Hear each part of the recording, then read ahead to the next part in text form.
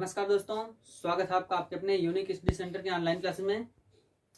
तो मुझे उम्मीद है कि आपने हमारी पहली वीडियो देखी होगी। अगर आपने हमारी पहली वीडियो नहीं देखी है तो आप जाके उस वीडियो को देखिए, तब हम इस वीडियो को आगे शुरू करते हैं। तो इस वीडियो में हमको जो पढ़ना है वो है हमारे पार्ट फर्स्ट के सिलेबस का पार्ट चैप्टर नंबर 1 जो है वो है some basic concept of physical chemistry, यानी रसायन विज्ञान की कुछ मूलभूत अवधारणाएं, उन्हीं के बारे में हमको पढ़ना है। तो पहले हम रसायन विज्ञान देखते हैं। रसायन विज्ञान नाम से हमें पता चल रहा है कि रसायन, जो विज्ञान रसायन से संबंधित है उसी को ही हम रसायन विज्ञान बोलते हैं।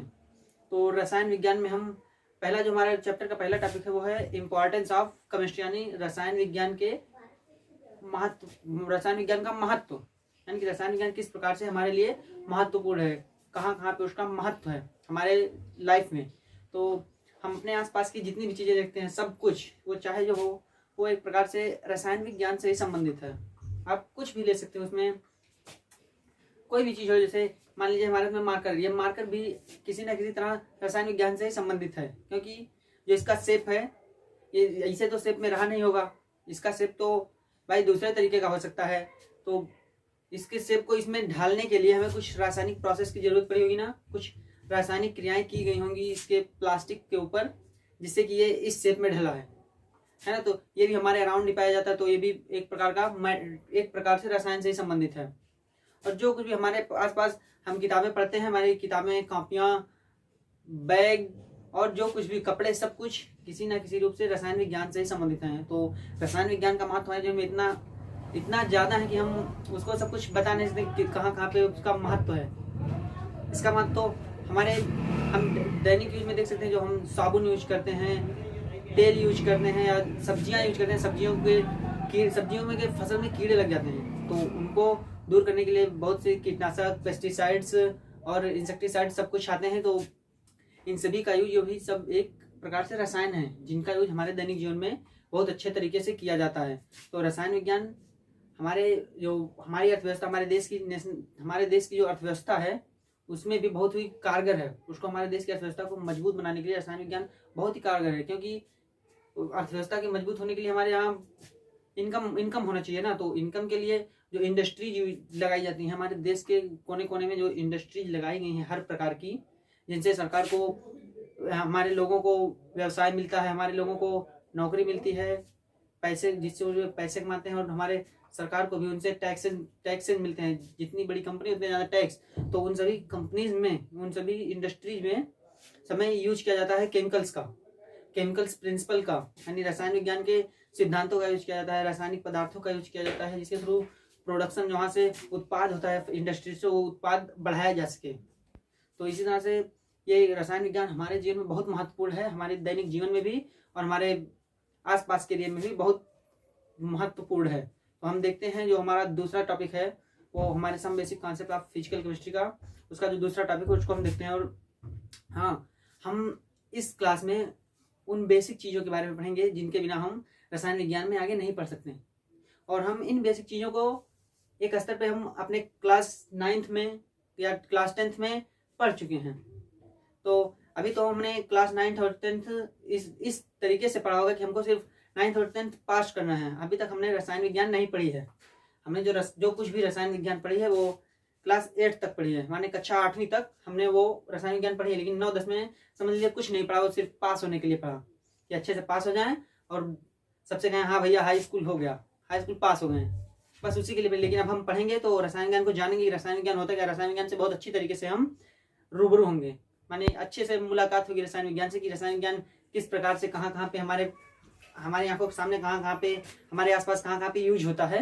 उन सभी के बारे में हम अपने कक्षा 11 में उनसे की बेसिक्स, और कक्षा 11 से ऊपर भी, माने इंटर में भी 12वीं लेवल पे भी हम अच्छे से पढ़ेंगे। तो हम देखते हैं कि हमको अपने इस चैप्टर में क्या क्या चीज़ें पढ़नी है। तो जो हमारा पहला टॉपिक है हमारे सिलेबस का वो है मैटर, यानी कि द्रव्य। तो मैटर हमने नाम सुना, तो मैटर होता क्या है, किस चीज को हम मैटर कह सकते हैं, क्यों मैटर कह सकते हैं। मैटर कोई चीज है तो उसकी कुछ प्रॉपर्टीज होगी, उसके कुछ यूज होंगे कि वो यूज कहाँ पे किया जाता है, उसकी कौन कौन सी प्रॉपर्टीज हैं, वो किस प्रॉपर्टीज के आधार पे कहाँ पे यूज किया जा सकता है। इन सभी के बारे में हम देखते हैं कि तो हमने मैटर सुना, मैटर यानी कि द्रव्य। तो द्रव्य होता क्या है, हमने अपनी कक्षा 9 की क्लास में भी पढ़ा होगा। आपने कक्षा 9 की क्लास में पढ़ा होगा मैटर, जिसमें हमने इसके मैटर के बारे में पढ़ा है, जो होते हैं फिजिकली रूप से डिवाइड होते हैं, भौतिक रूप से हमने वो पढ़ा है, ठोस, द्रव और गैस, माने 3 रूप में हमने मैटर को पढ़ा है। तो हम शुरुआत करते हैं अपने पहले चैप्टर की इस टॉपिक का। तो जो हमारा पहला टॉपिक है वो है मैटर यानी द्रव्य। तो द्रव्य की जो डिफिनेशन दी गई है, यानी द्रव्य की जो परिभाषा दी गई है वो दी गई है, anything which has mass and occupies space, यानी वह कुछ भी जो द्रव्यमान रखता है और उसके बाद वो यानी कि वह जगह को ऑक्यूपाई करता है, माने स्पेस, अपने इन्वायरमेंट में, अपने अंतरिक्ष में कहीं पे भी वो स्पेस को रखे, मानी स्थान घेरे कुछ, तो उसी को हम बोलते हैं मैटर यानी कि द्रव्य। तो इसकी साधारण सी डिफिनेशन ये है कि जो कुछ भी कुछ द्रव्यमान रखे, कोई भी द्रव्यमान हो, चाहे उसका बहुत थोड़ा सा ही हो, इसके लिए हमें बहुत माइन्यूट यानी जो सुनार लोग यूज करते हैं वो कांटा लेके आना पड़े उसको तौलने के लिए, तो उसको भी हम इसकी श्रेणी में रखेंगे, यानी मैटर की श्रेणी में हम उसको भी रखेंगे। बस ये शर्त इतनी है कि वो द्रव्यमान रखने के साथ साथ कुछ स्थान भी घेरे, जहाँ पे हम उसको रख दें तो वहाँ पे दूसरी चीज ना रखी जा सके, बिना उसके हटाए, जब हम उसको हटाए तभी कोई दूसरी चीज ही रखी जा सके। उसके अलावा वो दूसरी चीज तभी रखी जाए जब हम उस चीज को हटा लें। तो मैटर की यही डिफिनेशन है कि जो कुछ भी हमारे आसपास द्रव्यमान है, मैटर में ये मार्कर भी एक प्रकार का मैटर है, क्योंकि इसको भी हम किसी तौलने वाली कांटे पे रखेंगे तो इसका भी कुछ वेट होगा, कुछ तो द्रव्यमान होगा। तो जो द्रव्यमान हो रही है स्पेस भी घेरता है, यानी स्थान भी घेरता है। हमारे हाथ में है तो स्पेस भी, जगह भी घेरे हुए है, नहीं तो हमारा हाथ इसे खाली होता, लेकिन ये है तो जगह घेरे हुए है। तो इस प्रकार से ये मैटर है, ये भी एक प्रकार का द्रव्य है। तो द्रव्य के रूप में हमने बताया ना, एग्जाम्पल इसका ले सकते हैं हम, पेन हुआ, टेबल हुआ, वाटर, यानी पेन, मेज और पानी। हम जरूरी नहीं कि मैटर सिर्फ यही हो, मैटर हमारा पानी भी हो सकता है, हमारे गैसेस भी हैं वो भी एक प्रकार के मैटर ही हैं, यानी वो भी द्रव्य ही हैं। तो द्रव्य ठोस भी हो सकता है, हमने बताया ना, फिजिकली हम द्रव्य को ठोस के रूप में हम इसको देख सकते हैं, लिक्विड के रूप में हम देख सकते हैं अपना पानी, और गैसेस के रूप में हम देखते हैं हमारे घरों में खाना पकाने के लिए जो गैसेस यूज किया जाता है वो उसको गैस के रूप में देख सकते हैं कि वो भी एक प्रकार का मैटर ही है। तो हम इसमें देखते हैं कि अब इसको मैटर को हमने पढ़ लिया कि मैटर होता क्या है, यानी द्रव्य हम समझ गए कि द्रव्य है क्या। द्रव्य की प्रॉपर्टीज भी हम देखेंगे, द्रव्य की प्रॉपर्टीज यही दोनों हो गई, द्रव्यमान और स्थान, इन्हीं दोनों को जो रखे वो द्रव्य कहलाएगा। तो हम द्रव्य को फिर बांटा गया है, 2 कैटेगरीज में बांटा गया है, जिससे हम उसको अच्छे से पढ़ सके। तो जो हमारी पहली कैटेगरी है वो है फिजिकल, यानी फिजिकली रूप से, अर्थात भौतिक रूप से द्रव्य को कितने रूपों में बांटा गया है। और जो दूसरी कैटेगरी होगी वो होगी केमिकली, यानी कि रासायनिक रूप से हम द्रव्य को कितने रूपों में बांट सकते हैं।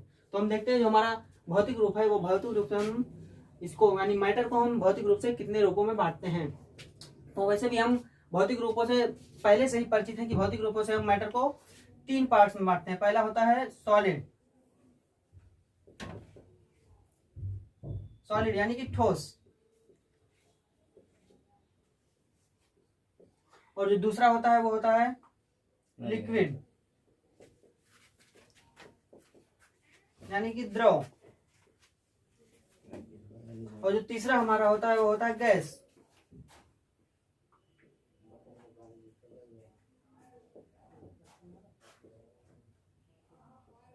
देखिए, तो हमने इन तीनों के बारे में कक्षा 9 में पढ़ा है, तो हम उसी को रिमेम्बर करते हैं, फिर से हम उसी को रिमेम्बर करते हैं कि हमने कक्षा 9 में क्या चीजें पढ़ी हैं इसके बारे में। तो हमने जो सॉलिड के बारे में पढ़ा होगा वो पढ़ा होगा कि सॉलिड के जो कॉन्स्टिट्यूएंट पार्टिकल होते हैं, यानी कि जिन पार्टिकल से मिलके सॉलिड बना होता है, उनके बीच का जो गैप होता है वो बहुत ही कम, यानी निग्लिजिबल, हम उसको जनरली अपनी आंखों से नहीं देख सकते हैं, नंगी आंखों से हम उसके बीच के जो गैप होता है उसको हम नहीं देख सकते। उसके लिए हमको और भी यंत्रों का यूज करना पड़ेगा उसको देखने के लिए। तो सॉलिड की डिफिनेशन यही दी जाती है कि इसके जो कॉन्स्टिट्यूएंट पार्टिकल होते हैं, यानी अवकारी पार्टिकल जो होते हैं, यानी अवकारी कण, वो एकदम बहुत पास होते हैं। उनके बीच का अट्रैक्शन फोर्स, यानी अट्रैक्शन फोर्स क्या, किसी चीज को अपने पास खींचे रखना, अट्रैक्शन फोर्स है। जब हमने इसको पकड़ा तो ये हमारा फोर्स है कि हमने इसको पकड़ के अपने पास रखे हुए हैं, तो अट्रैक्शन फोर्स के थ्रू हमने इसको अपने पास पकड़ के रखा हुआ है, नहीं तो छोड़े तो भाग जाएगा, नीचे गिर जाएगा। तो यही होता है अट्रैक्शन फोर्स की। ये जो सॉलिड के कॉन्स्टिट्यूएंट पार्टिकल्स है वो अट्रैक्शन फोर्स के द्वारा अपने अणुओं को अपने पास पास रखे रहते हैं। माने वो जो उसके कॉन्स्टिट्यूएंट पार्टिकल है वो कोई भी फ्रीली यानी मुक्त रूप से वो मूव नहीं कर सकता। पता चले ये ऐसे है, मान लीजिए दो पार्टिकल हैं तो इतनी तेजी से पकड़े रहते हैं कि ये यहाँ पे घूमने नहीं जा सकता कहीं भी। इसको आराम से पकड़े हुए कि स्वतंत्र रूप से ये घूम नहीं सकता। अगर घूमेगा तो पूरा ठोस ये पूरा जाएगा, पेन अलग से नहीं जाएगा, पूरा जाएगा घूमने के लिए। तो ये पढ़ा है और यही दो डिफिनेशन। इसमें हमने देखा लिक्विड में सॉलिड की तुलना में यानी ठोस की तुलना में द्रव के जो अणु होते हैं यानी द्रव के जो पार्टिकल होते हैं कांस्टेंट पार्टिकल, वो उनके जो बीच की दूरी होती है यानी उनके जो बीच का अट्रैक्शन फोर्स होता है, उनके बीच का जो अट्रैक्शन फोर्स होता है वो बहुत ही ठोस की तुलना में हल्का होता है।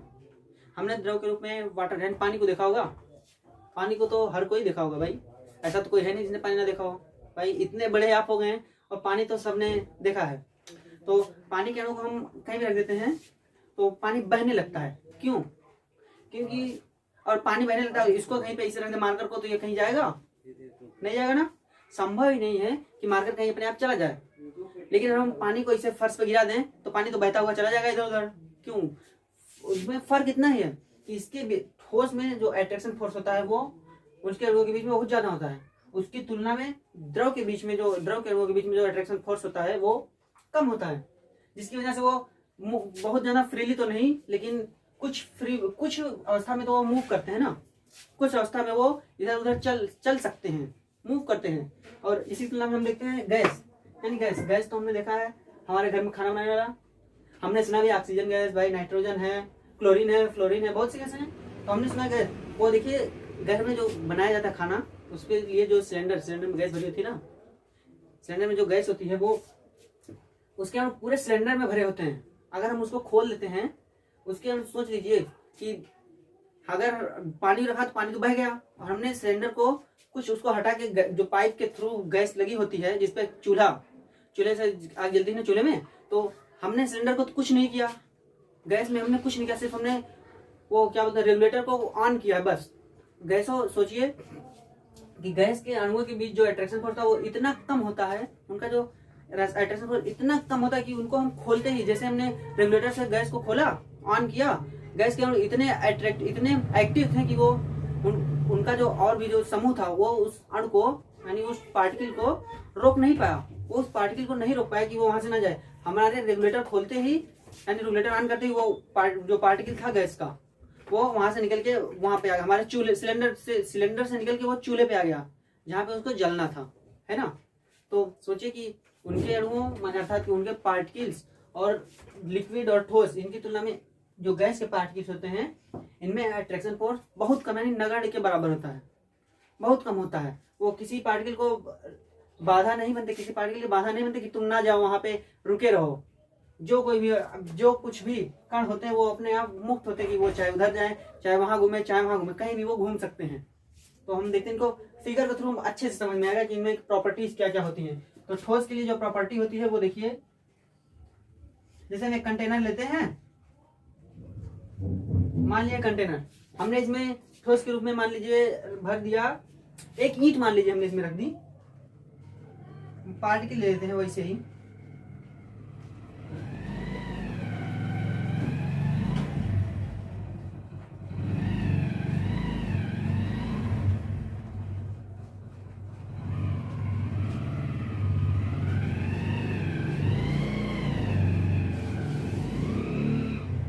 देखिए ये हमने पार्टिकल लिया ठोस के लिए यानी सॉलिड,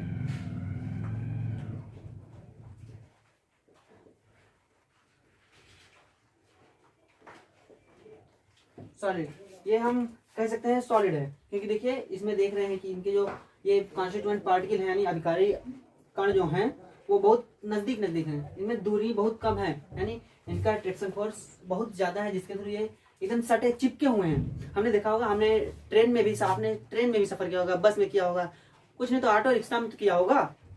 तो उसमें हम देखते हैं जब सवारी ज्यादा होती है तो ड्राइवर क्या करते हैं, सभी को जहाँ 4 की जगह वहाँ पे 8 बैठाते हैं, जिस ऑटो में 6 को बैठने की जगह है वहाँ पे 10 बैठाएंगे। क्यों? उनका और नजदीक बैठाते हैं। तो वही ये इसमें जो होता है बहुत नजदीक होते हैं, इसके जो कांस्टेंट पार्टिकल होते हैं बहुत नजदीक होते हैं, उनमें गैप बहुत हल्का गैप होता है, समझ लें ना के बराबर, हम उसको गैप कह ही नहीं सकते, इसलिए इनका अट्रैक्शन फोर्स इतना ज़्यादा होता है कि ये इसके अणु कहीं भी मूव नहीं कर सकते हैं। जबकि इसकी तुलना में हम देखते हैं द्रव के लिए,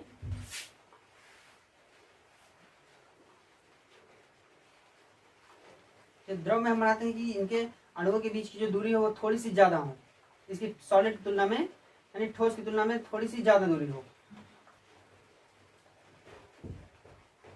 तो देखिए इसकी तुलना में ये है हमारा लिक्विड, यानी कि द्रव।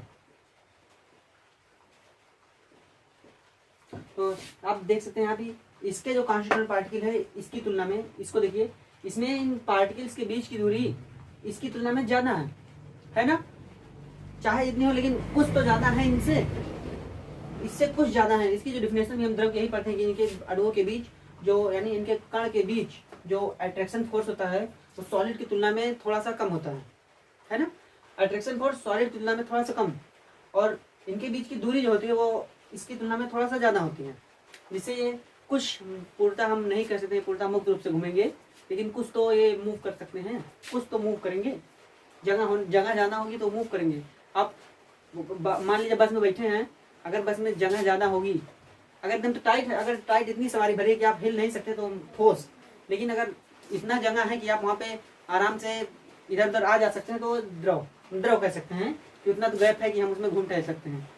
और तीसरा जो होता है वो हमारा गैस को हम जिस पात्र में लेते हैं, मान लीजिए ये पात्र है गैस, इसमें हम जितना भी गैस की मात्रा डालेंगे, जितना भी गैस रहेगा वो इसके पूरे एरिया में, यानी पूरे आयतन में फैल जाएगा। जैसे मान लीजिए एक यहाँ हो जाएगा, एक यहाँ रहे, तो इसको हम गैस कहते हैं। गैस यानी कि गैस। तो ये हमारा सॉलिड, लिक्विड और गैस। गैस के अणु में हम देख सकते हैं कि इनकी दूरी इन दोनों की तुलना में, इनके अणु यानी इनके पार्टिकल्स के बीच की दूरी इन दोनों की तुलना में बहुत ज़्यादा है ना। फिगर से पता चल रहा है कि इनके अणुओं के बीच की दूरी इनकी तुलना में बहुत ज़्यादा है। तो इससे ये भी साफ हो सकता है ना कि जो अट्रैक्शन फोर्स है, जो हमने अट्रैक्शन फोर्स का खिंचाव फोर्स, जो हम आकर्षण बल कह सकते हैं, वो आकर्षण बल इनके अणुओं में इनकी तुलना में बहुत कम, यानी ना के बराबर हम कह सकते हैं। तभी तो ये फ्रीली मूव करते हैं। हमने सिलेंडर से गैस को सिर्फ स्विच को ऑन किया है, सिर्फ रेगुलेटर को, तो इतनी तेज इन्होंने मूव किया कि ये सीधे गैस पे आ गए, जहाँ पे हमको खाना बनाना है, जलने के लिए गैस पे आ गए।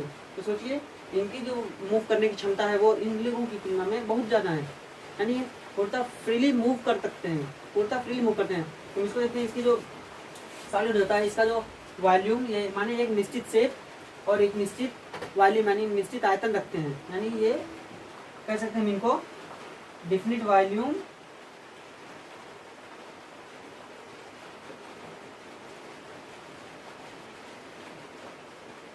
Definite volume and definite shape.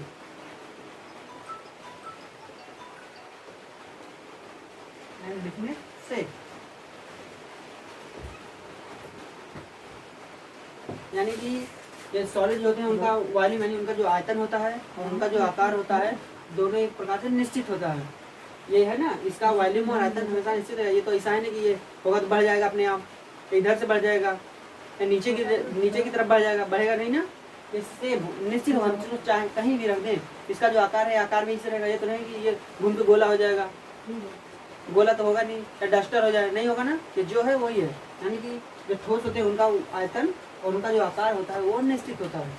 और लिक्विड के लिए देख सकते हैं, लिक्विड का जो वॉल्यूम है, अब देखिए अगर हम 1 लीटर पानी, मान लीजिए 1 लीटर पानी हम किसी जग में रखें तो उसका जो आयतन है वो 1 लीटर होगा ना। और अगर उसी 1 लीटर पानी को हम बाल्टी में रखें, दूसरे पात्र में या बड़े से पतीले में रख दें, भगोना बोल सकते हो, बड़े से भगोने में रख दें वो 1 लीटर पानी, तो उसका आयतन तो ठीक रहेगा, लेकिन बस शेप जो है वो बर्तन के आकार का होता रहेगा। जग में रखेंगे तो उसका जो आकार होगा वो जग के आकार का होगा। उसको हम भगोने में रखेंगे तो जो उसका आकार होगा वो भगोने के रूप में होगा। उसको बाल्टी में रखें उसी 1 लीटर जल को, यानी जिसका आयतन 1 लीटर है, हम उसी को अगर बाल्टी में रखते हैं तो वहाँ भी हमारे जो होगा वो 1 लीटर जल होगा। ये तो है नहीं कि बाल्टी में हमने रखा और वो 1 लीटर आयतन के बजाय, मानी 1 लीटर जल के बजाय वो 3 लीटर हो गया, 4 लीटर हो गया, 5 हो गया, नहीं हो सकता ना। हमने 1 लीटर रखा तो 1 लीटर होगा, बस उसका जो साइज होगा यानी शेप जो होगा वही चेंज, यानी आकार चेंज होगा। तो इसको हम कहेंगे definite volume definite volume and, और डिफिनिट वॉल्यूम तो यानी आयतन तो डिफिनिट हो गया, यानी निश्चित आयतन हो गया, लेकिन इसका जो शेप होगा वो निश्चित नहीं होगा, तो इसको लिख सकते हैं do not have definite shape, यानी इनडिफिनिट शेप कह सकते हैं, इनडिफिनिट शेप, यानी इसका आयतन भी, यानी आयतन नहीं, आयतन निश्चित और आकार अनिश्चित, यानी आकार निश्चित नहीं है कि ये द्रव किस प्रकार का आकार रखेंगे, तो जिस बर्तन में हम रखेंगे उसी प्रकार का ये आकार ले लेंगे। और इसी तुलना में हम गैस को कहेंगे, तो गैस ना तो हमने देखा कि गैस भी ना तो वॉल्यूम इसका निश्चित, हम जिस पात्र में रखेंगे उसका स्थान लेगा, जिस भी छोटे पात्र में रखें तो छोटे में पूरा भर जाएगा, बड़े पात्र में रखें तो बड़े में पूरा हो जाएगा, यानी इसके अर्थात इसके अणु जो हैं वो पूरे पात्र में समान रूप से फैल जाते हैं, समान रूप से फैल जाते हैं, तो ये मतलब कि आकार पूरा ले लेते हैं, जिस भी वेसल में यानी जिस भी बर्तन में इसको रखा जाएगा उसका पूरा आकार ले लेंगे। तो इसमें हम कह सकते हैं इंडिफिनिट वॉल्यूम एंड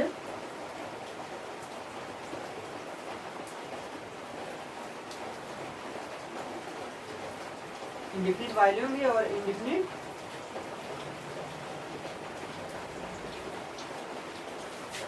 शेप।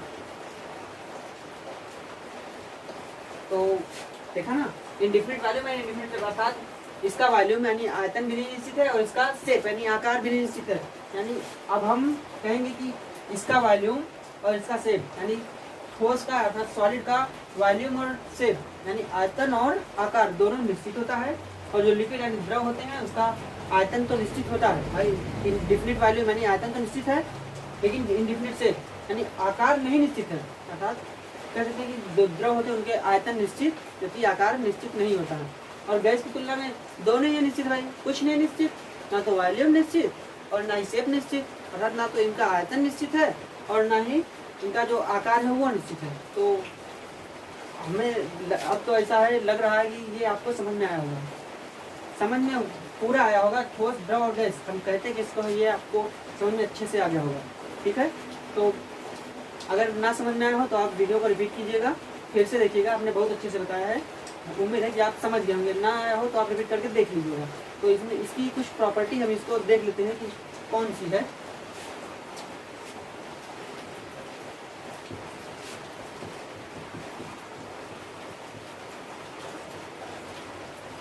हाँ, वो प्रॉपर्टी है कि हम प्रेशर यानी दाब और टेम्परेचर अर्थात ताप, हम दाब और ताप के द्वारा इन तीनों को आपस में एक दूसरे में चेंज कर सकते हैं। हम ठोस को हम लिक्विड कर सकते हैं, लिक्विड से फिर गैस कर सकते हैं, फिर गैस से लिक्विड और लिक्विड से ठोस, यानी अर्थात हम किसी भी शेप में किसी भी शेप द्वारा पहुंच सकते हैं। जैसे कह सकते हैं ये सॉलिड हो,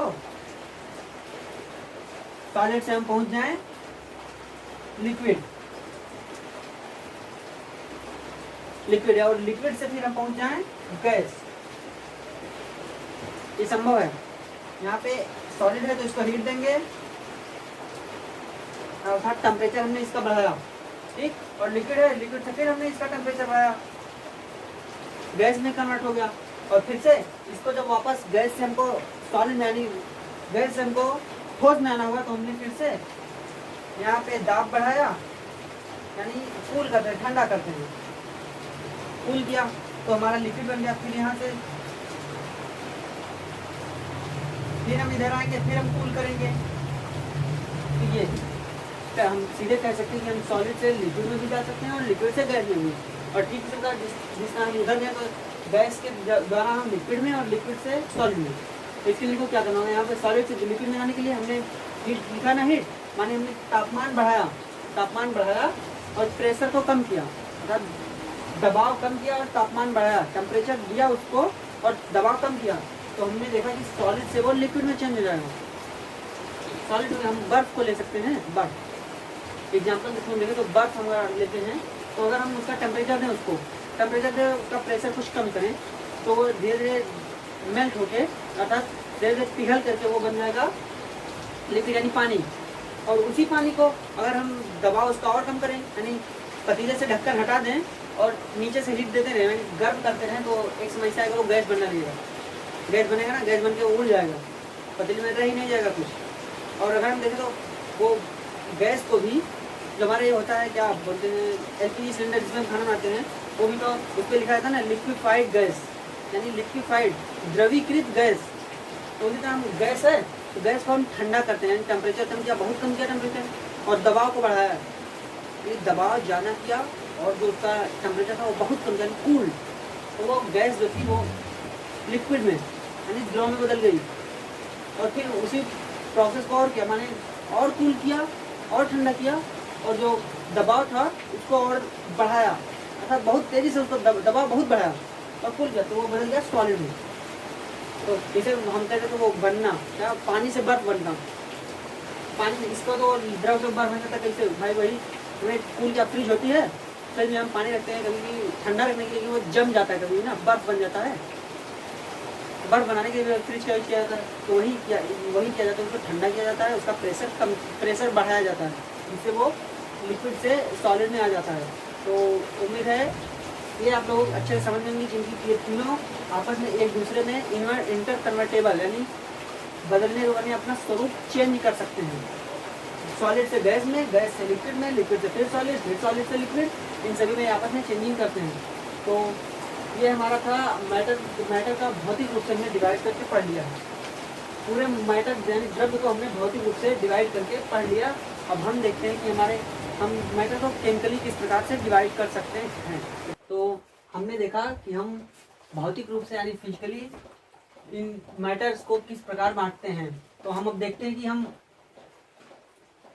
रासायनिक रूप से यानी केमिकली पदार्थ को कितने यानी केमिकली द्रव्य को कितने भागों में बांट सकते हैं। तो यहाँ पे हम केमिकली और फिजिकली कुछ तो डिफरेंस होगा, तो देखते हैं आगे। इसमें हमने लिखा केमिकली हम रासायनिक रूप से हम द्रव्य को दो भागों में बांटते हैं। पहला जो हम इसको दो भाग, पहला जो हमारा वो होगा ये, और इसको बढ़ाते हैं कि हमको और भी जगह पर जरूरत पड़ेगी, तो यहाँ पे ये और दूसरा पार्ट जो होगा वो, तो हम पहले तो इसको बांटेंगे। पहला जो होगा वो होगा शुद्ध पदार्थ यानी प्योर सब्सटेंस, अर्थात प्योर सब्सटेंस, और जो दूसरा होगा वो होगा मिश्रण यानी कि मिक्सचर। तो हमारा जो पहला है वो है प्योर सब्सटेंस।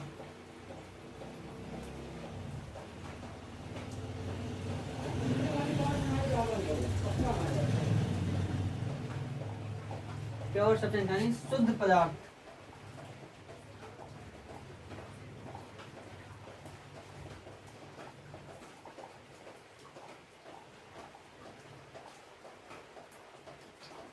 ये पहला, और दूसरा है मिक्सचर।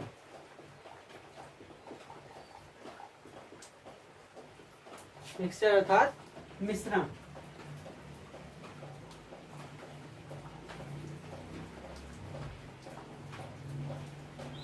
तो ये हमने केमिकली रूप से इस मैटर को दो रूपों में बांटा।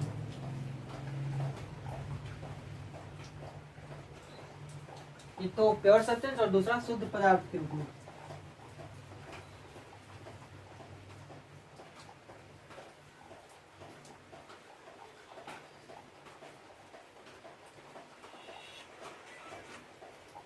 ठीक, दो रूपों में हमने इसको बांटा, प्योर सब्सटेंस और मिक्सचर। तो हमने यहाँ पे इसको सब्सटेंस लिया यानी पदार्थ, शुद्ध पदार्थ। तो हमें पता है मैटर और पदार्थ, मैटर को भी हम पदार्थ ही बोल देते हैं ना कि पदार्थ। तो इस मैटर और इस सब्सटेंस में डिफरेंस क्या, अंतर क्या है? इसको भी हम पदार्थ कह सकते हैं, द्रव्य यानी पदार्थ, इसको भी हम पदार्थ कह रहे हैं। तो अंतर मैं आपको बता दूं कि अंतर तो इतना ही है कि ये जो मैटर यानी ये जो द्रव्य अर्थात पदार्थ हैं, इसमें हम इनको सॉलिड उनको भी ले सकते हैं जो क्रिया रासायनिक क्रिया नहीं करते हैं, और जो रासायनिक क्रिया करते हैं उनको भी ले सकते हैं। समझना, हम जो रासायनिक क्रिया करते हैं और रासायनिक क्रिया नहीं करते, दोनों को हम इस मैटर में रखते हैं, यानी इस पदार्थ में हम दोनों को रखते हैं। जबकि यहाँ पे शुद्ध पदार्थ प्योर सब्सटेंस में हम उन्हीं को रखते हैं जो रासायनिक रूप से क्रिया करें, यानी जो रासायनिक क्रियाएं देती हैं हम उनको ही इसमें रखते हैं। शुद्ध पदार्थ कहते हैं जो लैब में रासायनिक क्रिया करें, कोई भी रासायनिक क्रिया करें उनको ही हम शुद्ध पदार्थ। और ये जैसे हम मान लेते हैं लैब में हमारे कोई भी कुछ भी रखा हो, जैसे कह सकते हैं हमारा नाइट्रिक एसिड रखा हो, तो किसी पात्र में होगा ना, तो नाइट्रिक पदार्थ तो वो भी है, और नाइट्रिक एसिड जो है वो भी पदार्थ ही है, और जिस वेसल यानी जिस पात्र में वह रखा है वो भी तो कोई पदार्थ होगा। तो दोनों पदार्थ है, तो उनमें डिफरेंस क्या? डिफरेंस यही कि ये जो पात्र होगा यानी जो वेसल होगा वो कोई भी रासायनिक क्रिया नहीं करेगा। हम भाई कोई भी क्रिया कराते हैं उसको परख नली में कराते हैं टेस्ट ट्यूब में, तो टेस्ट ट्यूब तो क्रिया करता नहीं, टेस्ट ट्यूब क्रिया करता नहीं, उसको हम भौतिक रूप से बांट सकते हैं सॉलिड, है ना। तो टेस्ट ट्यूब क्रिया नहीं करेगा, लेकिन जो उसके अंदर हम जो भी डालेंगे या जो भी मटेरियल उसके अंदर डालेंगे वो क्रिया करेगा, तो इसलिए उसको हम सब्सटेंस बोलते हैं। और केमिस्ट्री की लैंग्वेज में हम ज्यादातर करके सब्सटेंस का यूज करेंगे, उन सभी को हम सब्सटेंस कहते हैं। लैब में जो भी चीजें यूज की जाती हैं उनको हम सब्सटेंस ही कहेंगे जो क्रिया करें, ठीक। तो इसमें हम प्योर सब्सटेंस और मिक्सचर, तो इसको तो हमने बांट लिया रासायनिक रूप से कि पदार्थ को एक को शुद्ध पदार्थ कहते हैं, एक को मिश्रण कहते हैं। तो अब देखना है कि शुद्ध पदार्थ क्या होते हैं, शुद्ध पदार्थ क्या होते हैं और मिश्रण क्या होते हैं। तो शुद्ध पदार्थ जो होते हैं उनको हम कहते हैं कि इनका जो वो होता है कॉम्बिनेशन, यानी इनका कंपोजिशन फिक्स होता है, माने इनका संगठन निश्चित होता है कि ये जो भी शुद्ध, जैसे उनको कह सकते हैं हम पानी ले सकते हैं, जल, इसका जो वो सूत्र होता है वो होता है H2O, है ना। तो उनमें H2O अर्थात ये चाहे जैसा हो, इसके अणु में जो वो होगा क्या बोलते हैं कंपोजिशन, इसका जो निश्चित है। कहीं भी अगर हमको वाटर मिलेगा यानी जल कहीं मिलेगा तो उसमें 2 हाइड्रोजन 1 ऑक्सीजन, ये निश्चित होगा। हम और भी लेना चाहें तो सेम उसी तरीके से हम 7H2O 8H2O जितना चाहे उतना हम लिख सकते हैं। तो ये हमारा ये शुद्ध पदार्थ की श्रेणी में आता है कि शुद्ध पदार्थ इतने हो, शुद्ध पदार्थ का संगठन निश्चित होता है। तो हम पुनः फिर शुद्ध पदार्थ को भी 2 रूपों में बांटते हैं। जैसे हमारा पहला होगा, पहले को हम कहेंगे एलिमेंट,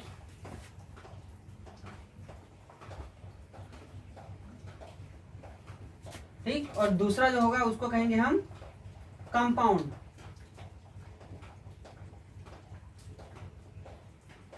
एलिमेंट अर्थात तत्व और कंपाउंड मतलब यौगिक।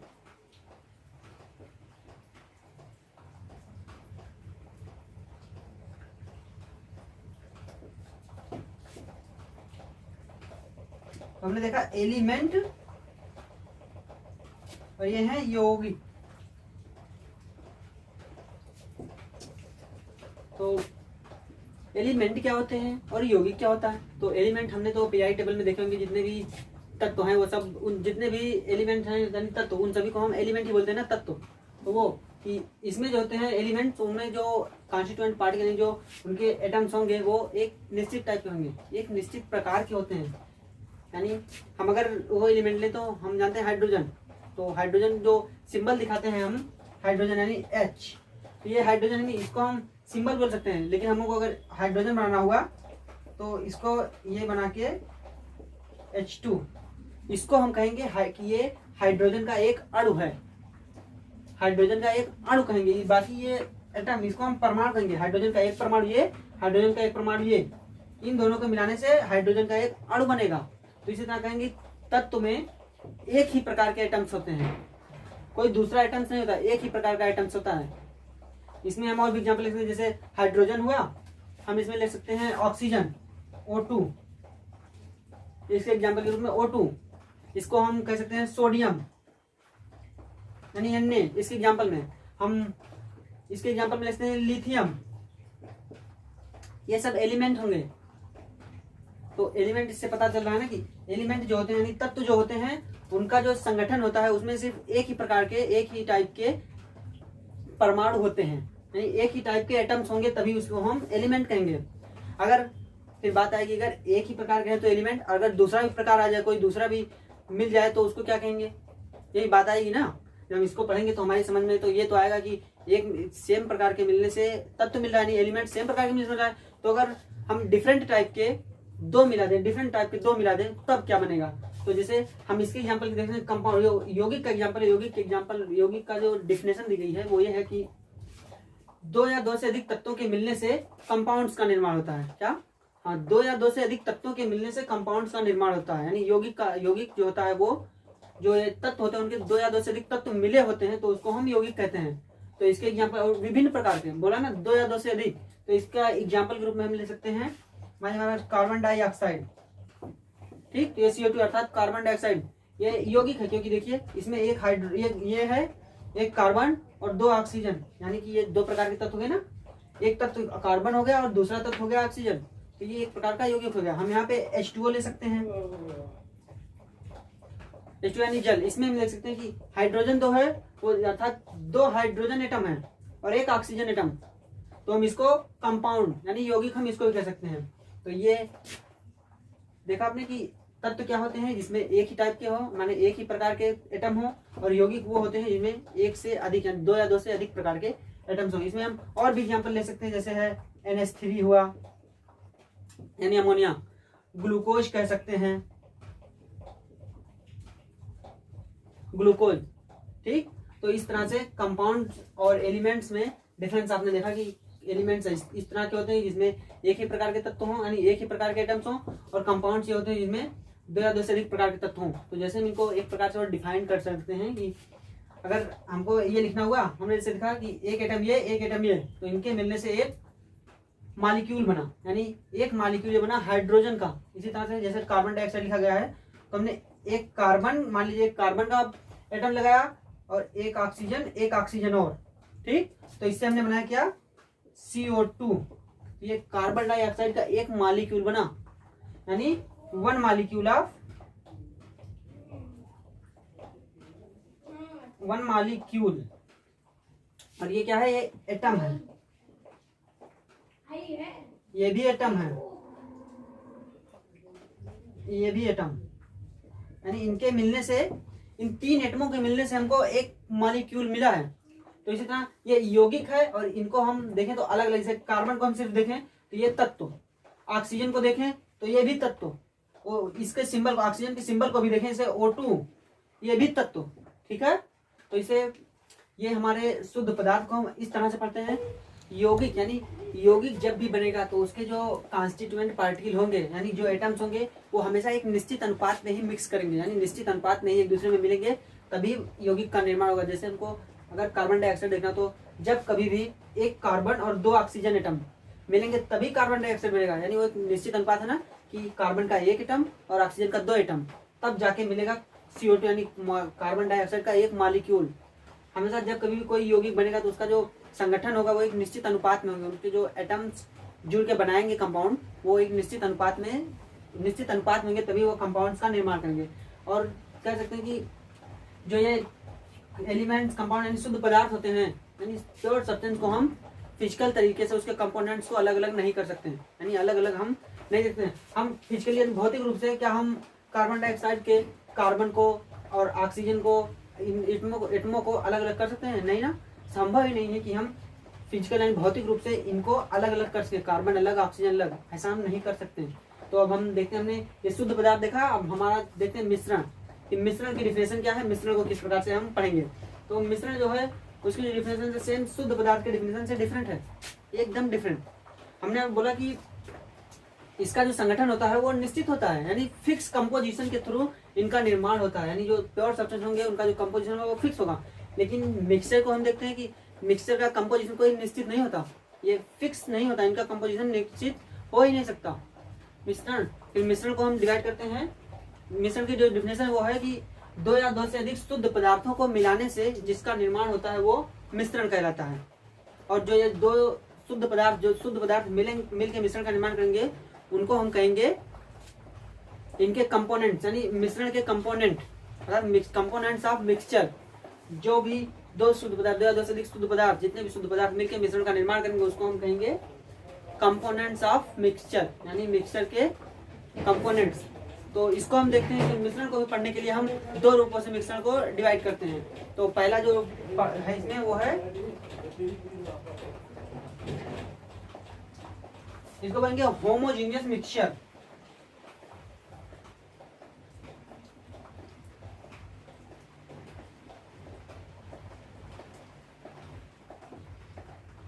होमोजीनियस मिक्सचर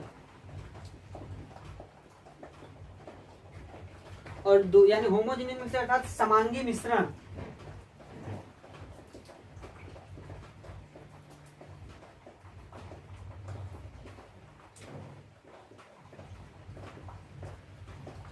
समांगी मिश्रण। और जो दूसरा होगा वो होगा हेट्रोजीनियस मिक्सचर।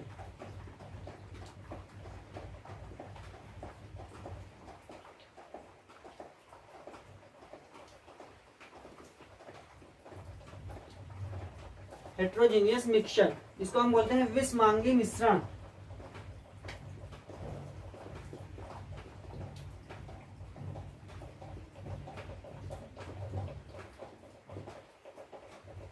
तो हमने देखा इसको भी, शुद्ध पदार्थ को भी हमने दो रूपों में बांटा, फिर मिक्सचर को भी हम दो रूपों में बांट रहे हैं, जिसमें एक है समांगी मिश्रण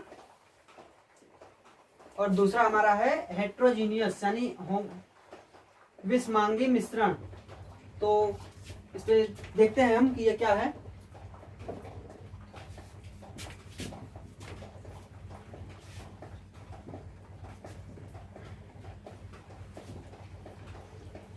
जो हमारा इसके जो, हाँ, हमने शुद्ध पदार्थ के एग्जाम्पल देख लिए थे, copper, silver, oxygen, nitrogen, sulphur, इन सभी को हमने इसमें देखा था। तो जो मिश्रण का एग्जाम्पल क्या होगा, तो मिश्रण के एग्जाम्पल के लिए हम लिख सकते हैं कि मिश्रण का एग्जाम्पल जो होगा वो होगा,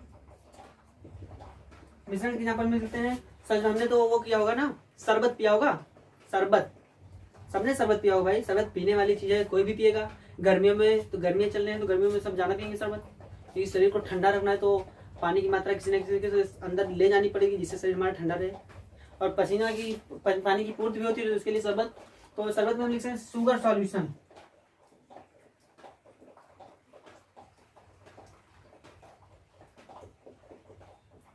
इन वाटर। ये हमारे मिक्सचर का एग्जांपल। मिक्सचर का एग्जांपल ये है शुगर सॉल्यूशन वाटर, यानी चीनी का विलयन। ठीक, और हम जो दूसरा एग्जांपल भी हम देख सकते हैं, तो इसको हम कहेंगे शुगर और नमक का मिक्सचर भी कह सकते हैं हम।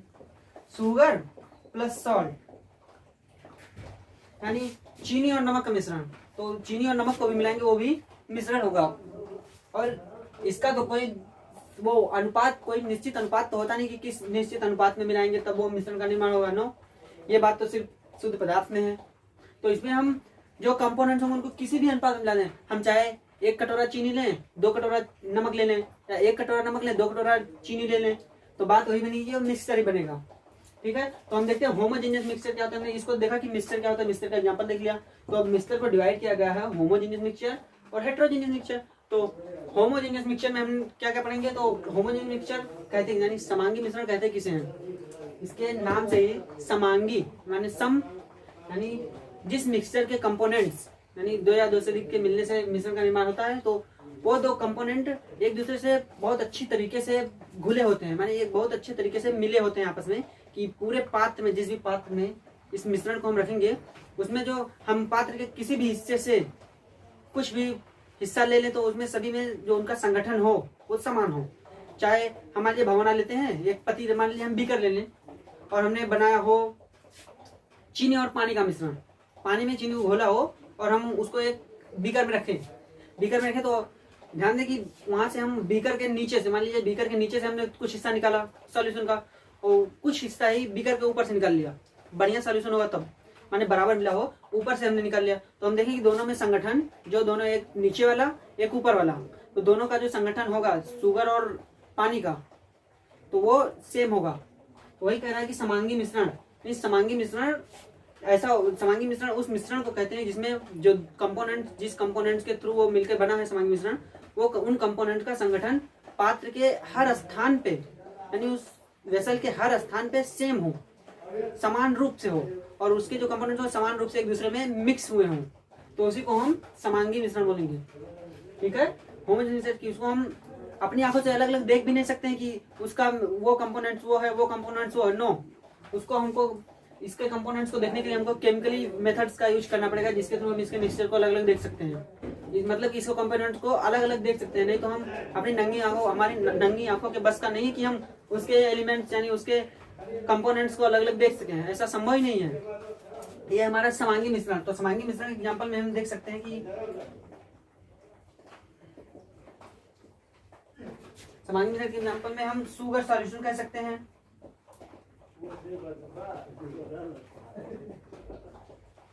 इसमें हम सॉल्ट सॉल्यूशन भी कह सकते हैं,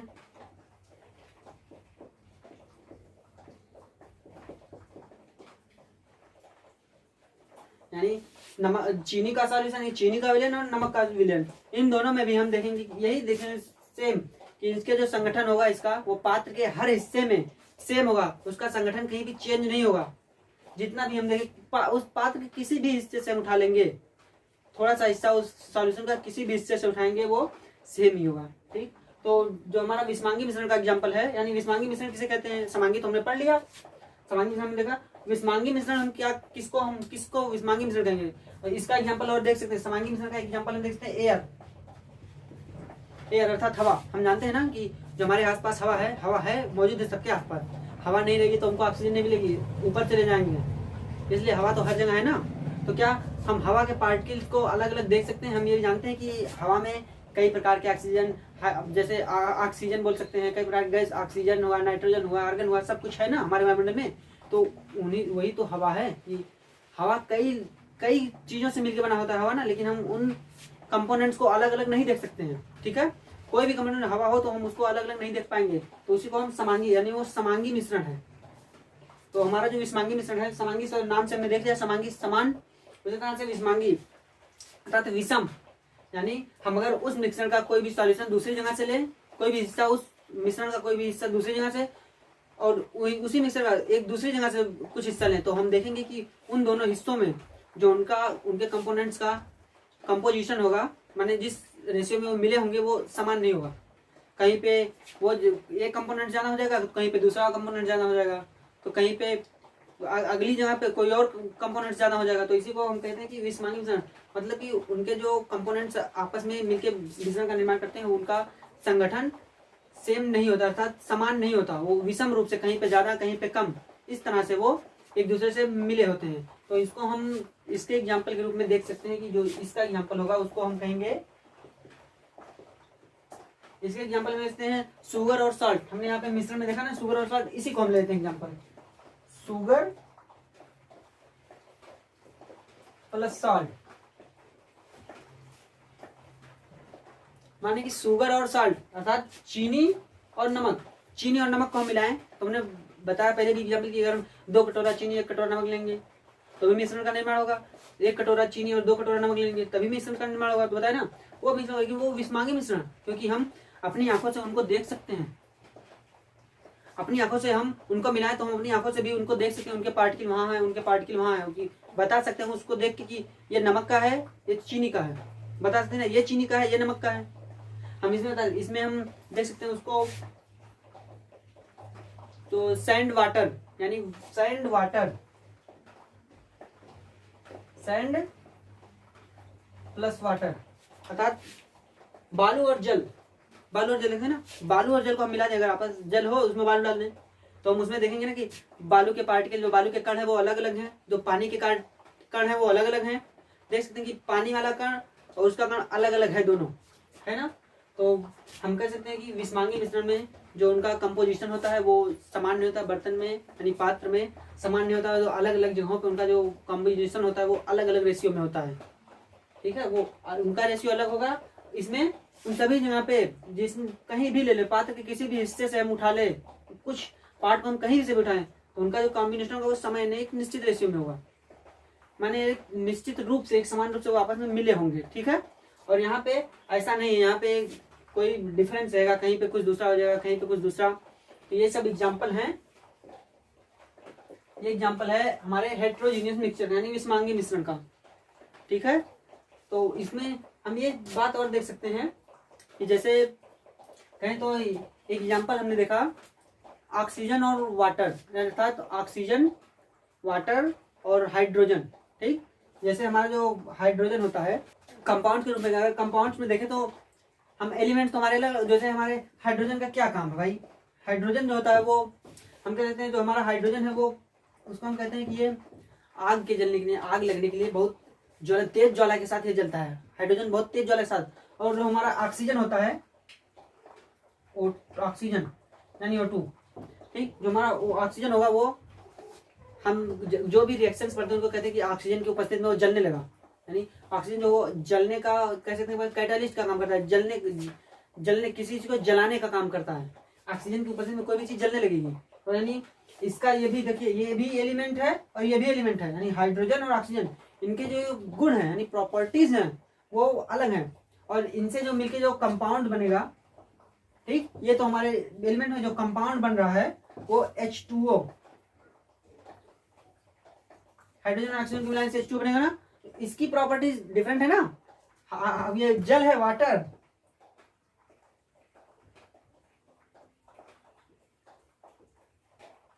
हम जानते हैं, बताया मैंने कि ये और ये दोनों आग को बढ़ाते हैं, माने वो फायर आग को बढ़ाते हैं, जबकि ये आग बुझाने का काम करता है। कुछ आया समझ में, कुछ दिमाग में कुछ समझ में आया कि सोचिए जो एलिमेंट्स मिल रहे हैं वो आग को जलाने का काम करते हैं, आग लगाने का, लेकिन जो उन एलिमेंट्स के मिलने से जो कंपाउंड यानी जो यौगिक बन रहा है वो उनको आग को बुझाने का काम करता है। इससे पता चलता है सीधे सीधे कि एलिमेंट्स की प्रॉपर्टीज डिफरेंट होंगी, यौगिक की प्रॉपर्टीज डिफरेंट होंगी। अगर वो दोनों एलिमेंट्स की प्रॉपर्टीज अलग अलग हैं, लेकिन उनके मिलने से जो तीसरा कंपाउंड बना, जो तीसरी थिंग्स हमारे जानने में आई वो H2O, यानी कोई भी तीसरी थिंग जो है उसकी जो प्रॉपर्टी है, उसके जो गुण है वो अलग हैं। तो हम देख सकते हैं कि इसकी प्रॉपर्टी जो डिफरेंस है। जरूरी नहीं कि जो एलिमेंट्स की अलग अलग प्रॉपर्टीज हो, अलग अलग वही प्रॉपर्टीज सेम उसके उन दोनों के मिलने से जो यौगिक बने उसमें हो, ऐसा नहीं संभव है। वो हो भी सकता है, लेकिन हम यहाँ पे यही कहेंगे कि एलिमेंट्स के जो गुण होते हैं वो कंपाउंड्स बनने के बाद, दो एलिमेंट्स के आपस में मिल जाने से जो कंपाउंड बनता है उसमें उनकी प्रॉपर्टी अलग हो सकती हैं, यानी डिफरेंट हो सकती हैं। तो बस आज के हमारे वीडियो में इतना ही। हमें हो सकता है आप लोगों को कुछ चीजें ना समझ में आए तो आप उसको वापस वीडियो को रिवर्स करके देख लीजिएगा। मुझे उम्मीद है कि आपको पूरा वीडियो अच्छे से समझ में आया होगा। तो आज के वीडियो में बस इतना ही।